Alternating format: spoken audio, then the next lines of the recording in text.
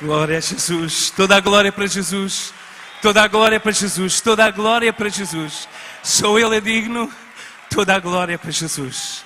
Amém. Bom, eu vou dizer umas palavras que podem sentar. Não vou tomar muito tempo. Mas gostaria que o meu Daniel também preparasse alguma coisa a seguir, mas ainda não agora. Quero em primeiro lugar agradecer à minha família por estar aqui presente.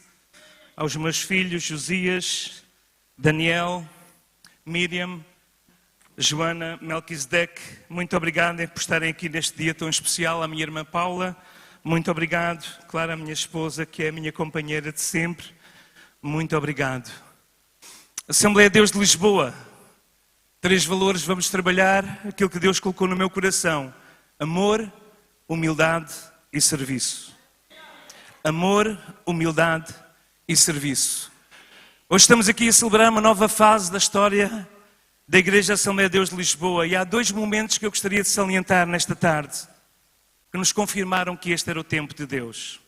Depois do amável convite do pastor Diniz, que para além de ter insistido, como ele já disse, muitos anos, e da minha reação não tão positiva na altura, e apesar de não estar presente, foi no culto de comunhão de dezembro passado, foi com uma surpresa e também com tremor e temor que ouvimos que a Assembleia da Igreja, por unanimidade, confirmava o convite.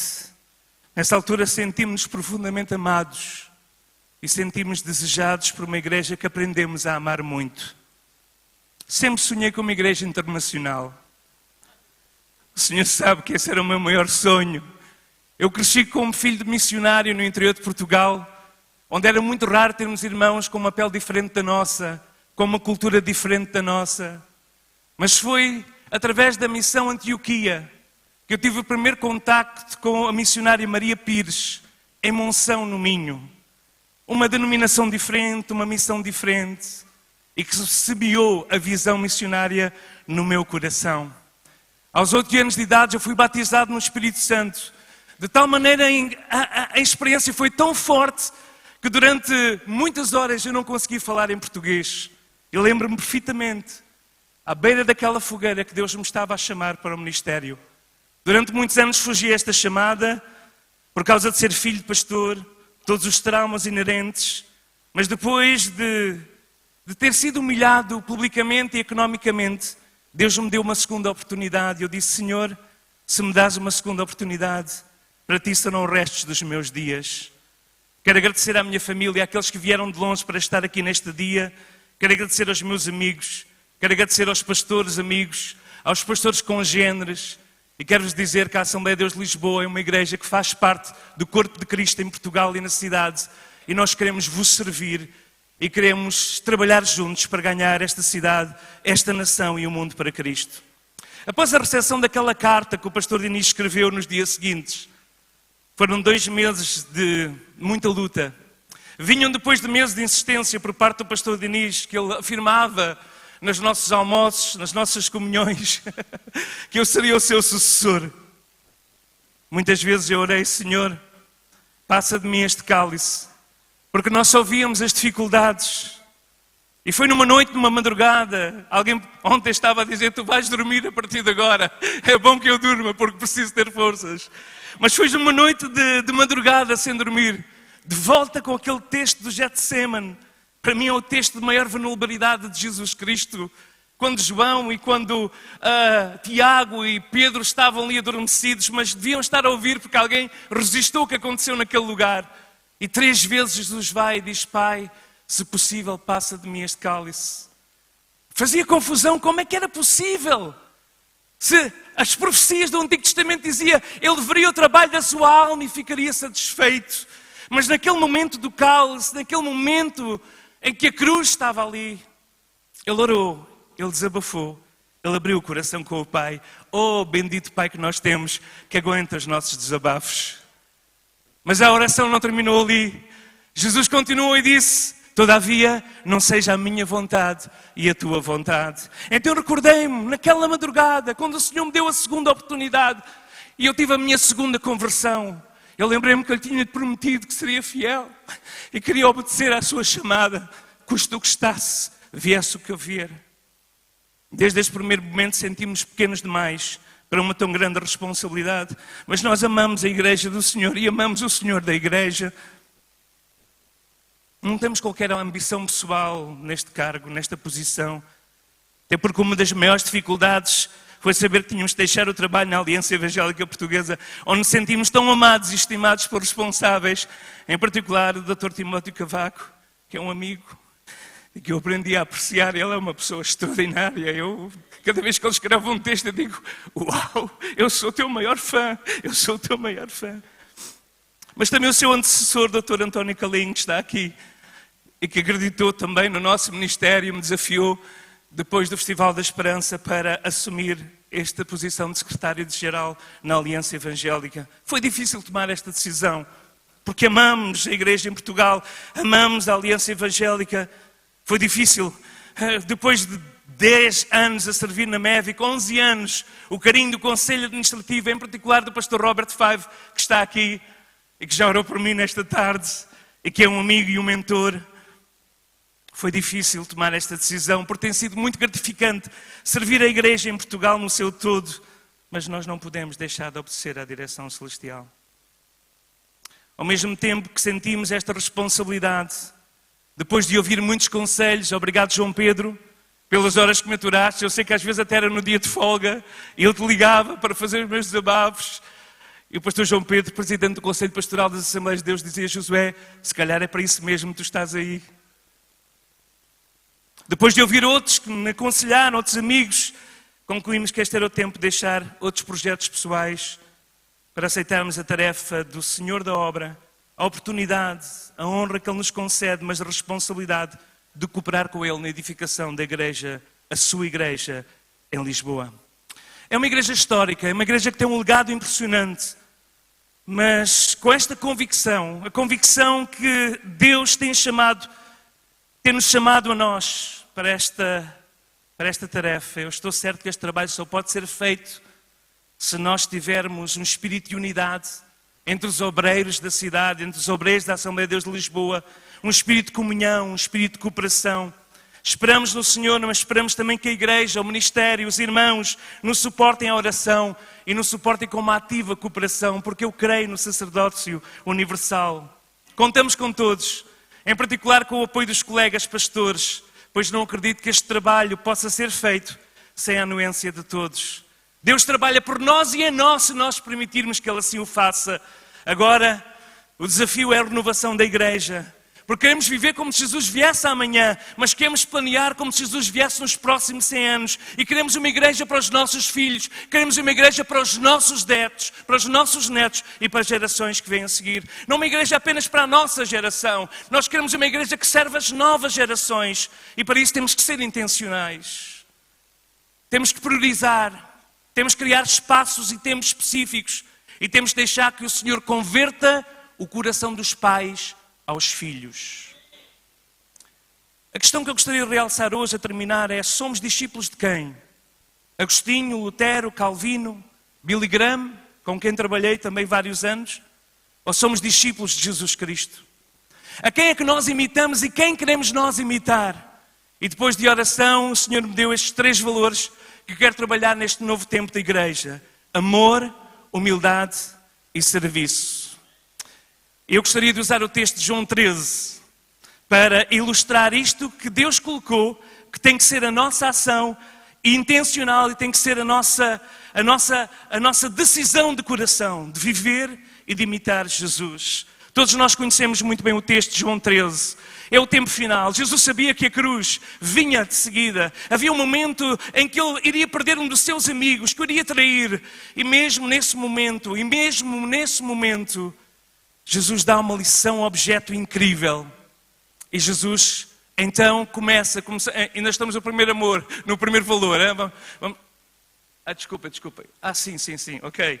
Então em João 13 nós temos aqui logo o primeiro versículo que diz assim: Ora antes da festa da Páscoa, sabendo Jesus que era chegada a sua hora de passar deste mundo para o Pai, como havia amado os seus que estavam no mundo, amou-os até ao fim. Então o primeiro valor que queremos trabalhar, irmãos, é o amor. Somos pessoas diferentes, gerações diferentes, alguns de nós temos até etnias diferentes, até nacionalidades diferentes aqui da terra, porque do céu só há uma nacionalidade, só há um povo, só há um Pai, só há um Senhor, que é Jesus Cristo e o Pai, o nosso Deus. Antes da festa da Páscoa, Jesus sabia que o seu tempo tinha chegado ao fim e Ele amou até ao fim. Ele amou até ao fim. Então o amor é o primeiro valor. Como expressar este amor? A resposta de Jesus é clara em Mateus 22. Mestre, qual é o grande mandamento da lei? Jesus diz: amarás o Senhor teu Deus de todo o teu coração, de toda a tua alma e de todo o pensamento. Este é o primeiro e grande mandamento. E o segundo é semelhante a este: amarás o teu próximo como a ti mesmo. E destes dois mandamentos dependem toda a lei e os profetas. Como igreja nós queremos amar. Como igreja queremos amar em primeiro lugar a Deus, porque Ele é força e Ele é amor. E quando amamos a Deus conseguimos amar o próximo, mesmo que o próximo seja estranho. Amar a Deus com todo o nosso coração e forças. Amar o próximo começando pela nossa família, pelo nosso cônjuge em primeiro lugar. Vamos investir na formação de casais, vamos investir na família como uma prioridade da igreja. Amar os irmãos na fé, um ambiente de comunhão, um ambiente de interajuda, um ambiente de partilha com os necessitados. Amar os irmãos na fé. Amar a nossa família da fé, as outras denominações evangélicas que têm o mesmo Senhor, a mesma cruz e o mesmo Salvador e o mesmo Espírito. Amar as igrejas da cidade, amar os nossos colegas e servir junto com eles. Amar os nossos colegas e vizinhos de trabalho. Obrigado, Jean, por estares aqui com a tua família. É o meu vizinho do prédio, pelo menos um está aqui. Onde é que estás? Eu sei que estás aqui. Já saiu? Não saiu? Ok, se calhar já saiu porque o culto é longo, mas ele veio aqui neste tempo. E é bom amarmos os nossos vizinhos também mais próximos. No nosso dia a dia, na casa, no prédio, no trabalho, na vizinhança, nas ruas com os marginalizados. Amar e mostrar este amor. O segundo valor que eu gostaria de falar é a humildade. E Jesus dá-nos nesta lição objeto, este segundo valor. Diz que levantou-se da ceia, verso 4, tirou as vestes e tomando uma toalha cingiu-se. E depois deitou água numa bacia e começou a lavar os pés aos discípulos e a enxugar-lhes com a toalha que estava cingido. Humildade é o inverso do orgulho. Ser humilde significa ter uma atitude que jamais se move pela soberba ou pela arrogância. E por toda a Bíblia, a humildade é uma qualidade enaltecida. As bênçãos do Senhor são derramadas sobre os humildes.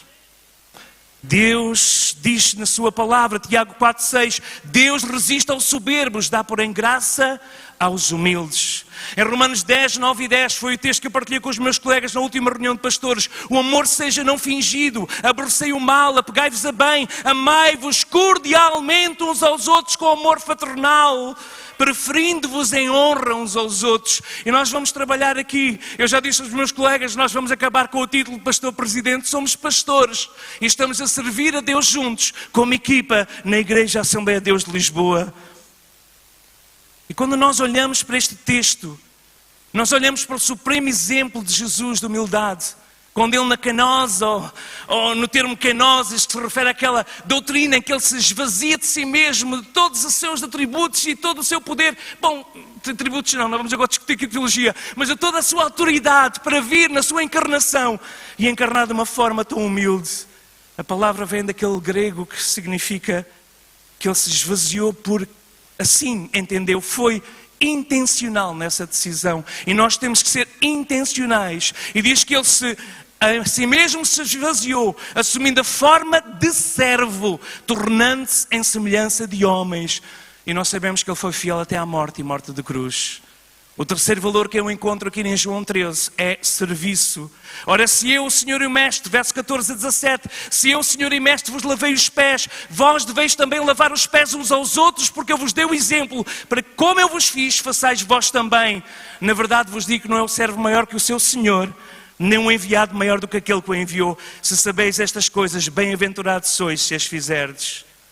Acabamos de ver o texto, Jesus a assumir e a escolher a figura de servo.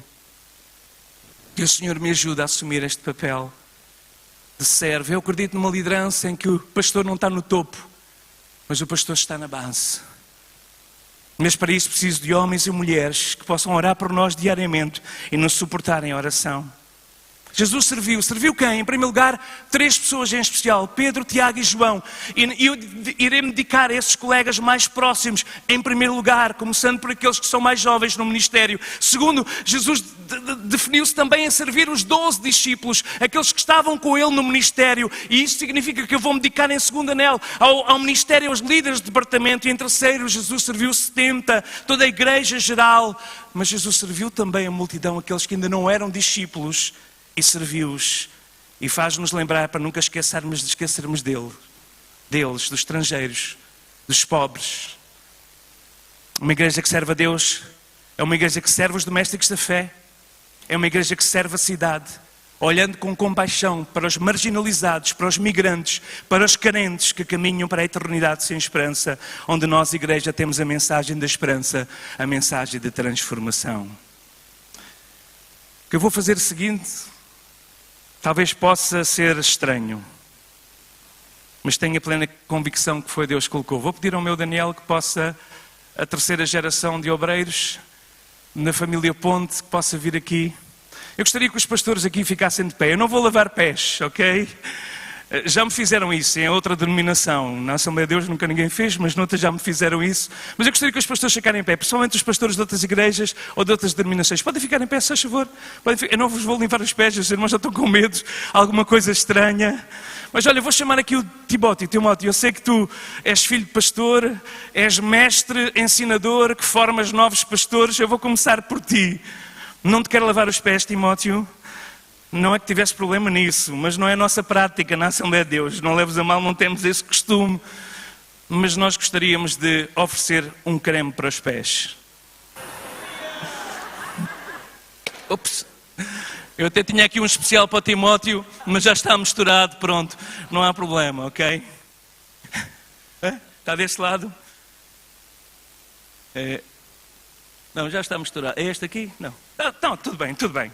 O Timóteo não se procura. Este aqui diz que é uma loção fresca para os teus pés. De mentol. Refrescante. Timóteo, muito obrigado por servires a igreja em Portugal. Eu gostaria também que o Daniel servisse todos os pastores com um creme. É apenas uma pequena lembrança.